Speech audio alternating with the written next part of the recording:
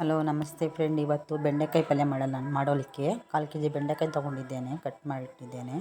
ಇದಕ್ಕೆ ಒಂದು 2 ಈರುಳ್ಳಿ, ಒಂದು 4-5 ಬೆಳ್ಳುಳ್ಳಿ ಹೆಸರು ಕಟ್ ಮಾಡಿದ್ದೇನೆ, ಹಸಿಮೆಣಸಿನಕಾಯಿ ಒಂದು 6, ಕರಿಬೇವು ಒಂದು 2 ಕಡ್ಡಿ, ಕೊತ್ತಂಬರಿ ಸ್ವಲ್ಪ, ಜೀರಿಗೆ ಮೆಣಸು 1 ಚಮಚ, ಕಡಲೆಬೇಳೆ ಉದ್ದಿನಬೇಳೆ 1 ಚಮಚ, ಟೊಮೊಟೊ 2, ಉಪ್ಪು ರುಚಿಗೆ ತಕ್ಕಷ್ಟು.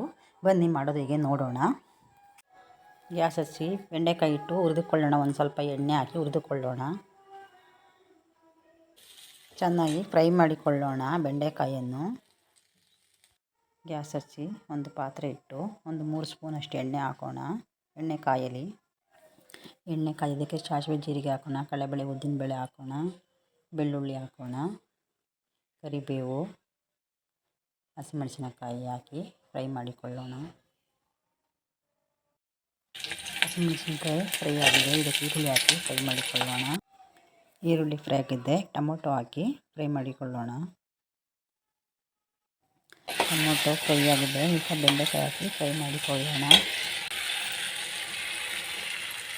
ಬೆಂಡೆಕಾಯಿ ಟೊಮೊಟೊ ಫ್ರೈ ಆಗಿದೆ, ಇದಕ್ಕೆ 1 ಚಮಚ ಉಪ್ಪು ಹಾಕಿ ಸಣ್ಣ ಉರಿಯಲ್ಲಿ 1 ನಿಮಿಷಗಳ ಕಾಲ ತಟ್ಟೆ ಮುಚ್ಚಿ ಬೇಯಿಸಿದರೆ ಬೆಂಡೆಕಾಯಿ ಪಲ್ಯ ರೆಡಿಯಾಗುತ್ತೆ. ಬೆಂಡೆಕಾಯಿ ಪಲ್ಯ ರೆಡಿಯಾಗಿದೆ. ಒಮ್ಮೆ ಮಾಡಿ ನೋಡಿ, ತುಂಬ ರುಚಿಕರವಾಗಿರುತ್ತದೆ.